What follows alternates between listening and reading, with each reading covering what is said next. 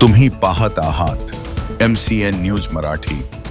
बाळापूर शहरातील शोएब कॉलनी परिसरात अज्ञात चोरट्यांनी घरफोडी करून सुमारे 3,62,500 रुपयांचे सोन्या चांदीचे दागिने लंपास केल्याची घटना 22 मार्च रोजी उघडकीस आली आहे। या प्रकरणी बाळापूर पोलीस ठाण्यात अज्ञात आरोपी विरुद्ध गुन्हा दाखल करण्यात आला असून पोलिसांनी तपास सुरू केला आहे।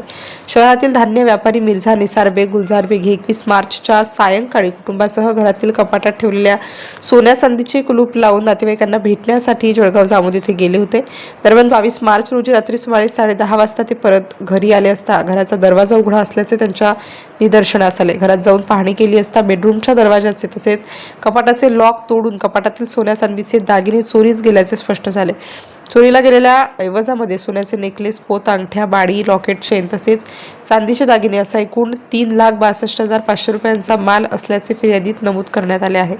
या प्रकरणी अज्ञात आरोपी विरुद्ध भारतीय न्याय संहिता BNS कलम 331(3), 331(4) व 305 अंतर्गत गुन्हा दाखल करण्यात आला असून बाळापूर पोलीस आरोपीचा शोध घेत आहेत। MCN न्यूज मराठी करिता शेख जावेद शेख हासम, बाळापूर।